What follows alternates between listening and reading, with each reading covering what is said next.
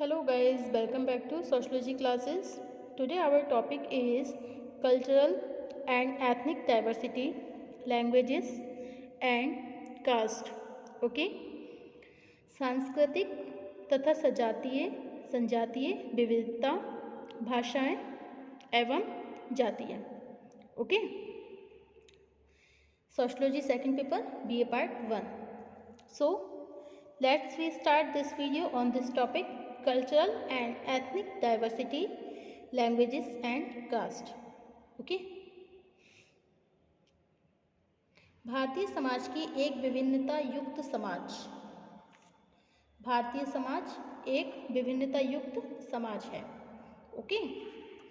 इसी कारण अनेक समाजशास्त्रियों ने भारतीय समाज को बहुजन समाज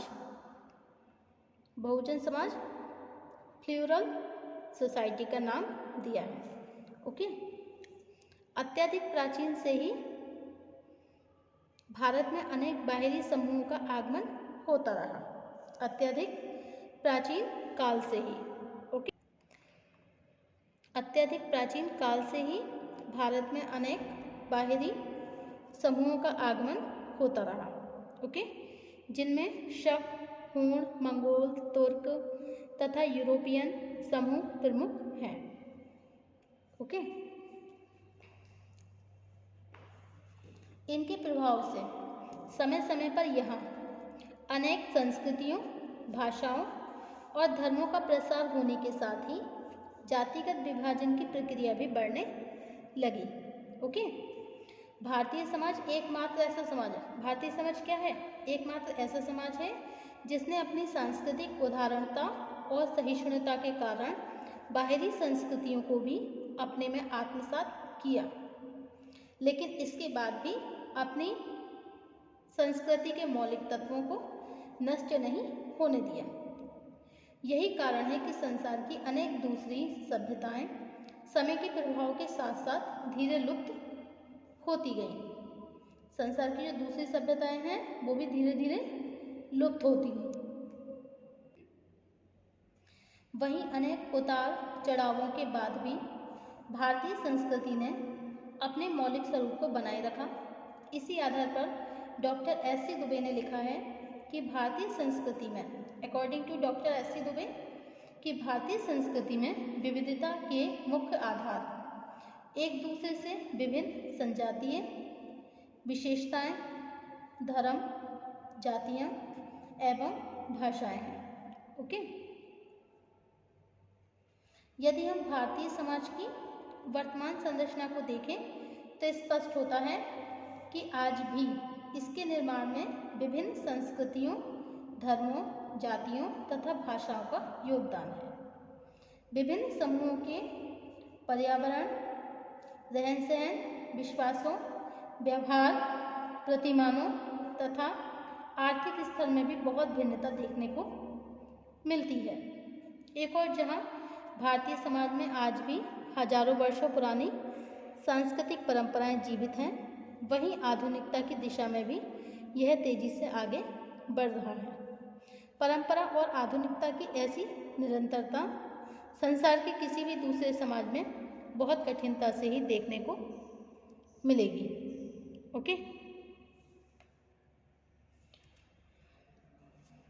वास्तविकता यह है कि भारतीय समाज की संरचना को समझने के लिए उन सभी सांस्कृतिक और संजातीय विविधताओं को समझना जरूरी है जिन्होंने एक और राष्ट्रीय एकीकरण के सामने कुछ चुनौतियां पैदा की हैं, तो दूसरी ओर इन्हीं के कारण यहाँ एक मिश्रित सांस्कृतिक संपदा, कंपोजिट कल्चरल लेगेसी का विकास संभव हो सका. एक अवधारणा के रूप में संस्कृति का क्षेत्र बहुत व्यापक है. कैसा है? बहुत ज़्यादा वाइड. इसमें मनुष्य द्वारा निर्मित, मनुष्य द्वारा जो भी क्रिएशन है, सभी तरह के उन उपकरण जैसे वस्तु है, विश्वास है, आचरण के तरीके हैं, मूल्यों का समावेश होता है, जिनके द्वारा व्यक्ति तथा समुदाय अपनी विभिन्न आवश्यकताओं को पूरा करते हैं. ओके? तथा अपने पर्यावरण से अनुकूलन करते हैं। इस दृष्टिकोण से सांस्कृतिक विविधता व्यापक अर्थ में विभिन्न मानव समुदायों की जीवन शैली तथा परंपराओं की भिन्नता में स्पष्ट होती है। संजातीय विविधता का संबंध उन भावनाओं और गतिविधियों की भिन्नता से है जिसके द्वारा एक ही राष्ट्र से संबंधित विभिन्न समुदाय अपनी अलग पहचान बनाए रखने या इसे विकसित करने के लिए एक दूसरे से विभिन्न व्यवहार प्रतिमानों को महत्व देने लगते हैं तथा दूसरे समुदायों की तुलना में अपने विश्वासों और जीवन विधि को अधिक श्रेष्ठ मानने की प्रवृत्ति को अपनाते हैं। भारतीय समाज में सांस्कृतिक विविधता की प्रकृति को हम आगामी अध्याय में स्पष्ट करेंगे। प्रस्तुत विवेचन से हम संजातीयता की अवधारणा को स्पष्ट करके सबसे पहले भारत में भाषाओं और जातियों की विविधतापूर्ण प्रकृति पर विचार करेंगे। ओके, अब नेक्स्ट टॉपिक है हमारा संजातीयता क्या है, व्हाट इज एथनिसिटी। ओके, संजातीय का तात्पर्य है प्रजातीय भेदभाव अथवा जातिगत भेदभाव से समझ लिया जाता है। ओके, साधारणतया संजातीयता का तात्पर्य प्रजातीय भेदभाव अथवा जातिगत भेदभाव से समझ लिया जाता है। यह दोनों अर्थ गलत है। वास्तविकता यह है कि संजातीयता एक ऐसी भावना है जो समान संस्कृति, धर्म, भाषा, क्षेत्र, वेशभूषा अथवा जीवन विधि के आधार पर ही एक समुदाय को दूसरे समुदाय से पृथक करती है। जब कोई समुदाय इन आधारों पर दूसरे समुदायों से अपने आप को पृथक या श्रेष्ठ समझने लगता है, तब इसी प्रवृत्ति को हम संजातीयता की प्रवृत्ति एथनोसेंट्रिज्म भी कहते हैं। ओके, भारतीय समाज की यह विशेषता है कि एक और समाज धर्म और भाषा के आधार पर बहुसंख्यक और अल्पसंख्यक भागों में बटा हुआ है। ओके, तो दूसरी ओर अल्पसंख्यक समुदायों में कुछ विशेषाधिकार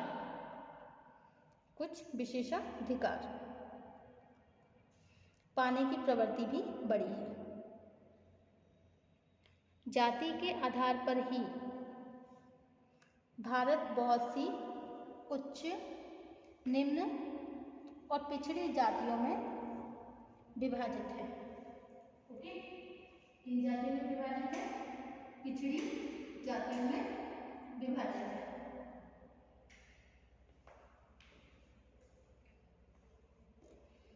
ओके,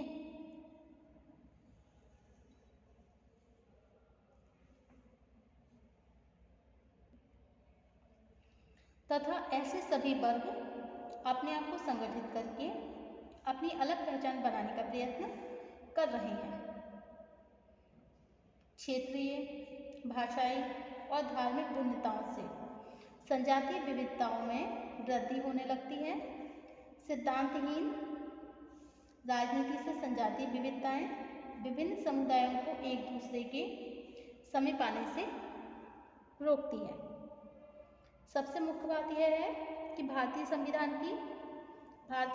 में यहाँ की संजातीय विभिन्नताओं को स्वीकार करने के बाद भी यह सुनिश्चित किया गया कि विविधताओं को नष्ट न होने दिया जाए। ओके, साथ ही संविधान में ऐसे उपायों का उल्लेख किया जाए जिसकी सहायता से भारत की राजनीतिक, आर्थिक और सामाजिक प्रगति में संजातीय विभिन्नताएं बाधक न बन सकें। Okay, this is the irony. देखिए विडंबना है कि भारत में स्वतंत्रता से पहले तक संस्कृति, धर्म, वेशभूषा,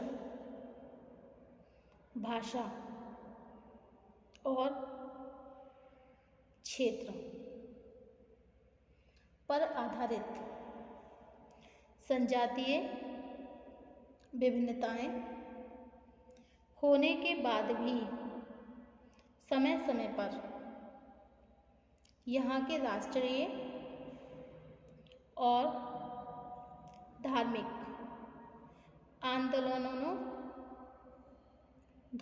आंदोलनों के समय इन भिन्नताओं के कारण किसी तरह की समस्याएं पैदा नहीं हुई। स्वतंत्रता के बाद अनेक राजनीतिक दलों ने न केवल संजातीयता के आधार पर विभिन्न समुदायों को अपनी अलग पहचान बनाने की प्रेरणा दी, बल्कि संजातीयता के आधार पर अपने राजनीतिक हितों को पूरा करने के भी प्रयत्न किए। Okay, is that clear? इसके अतिरिक्त सामाजिक और आर्थिक विकास, सोशल और इकोनॉमिक डेवलपमेंट के असंतुलन से भी संजातीय भिन्नताएं, ये जो एथनिक डाइवर्सिटी है उसको प्रोत्साहन मिलने लगा। संजातीयता के आधारों के रूप में आज भाषाई विविधता तथा जातिगत विभाजन की एक मुख्य भूमिका है। ओके, अब नेक्स्ट टॉपिक होगा हमारा भारत में भाषाई विविधता नेक्स्ट टाइम पर। Thank you for watching my YouTube channel. Thank you so much.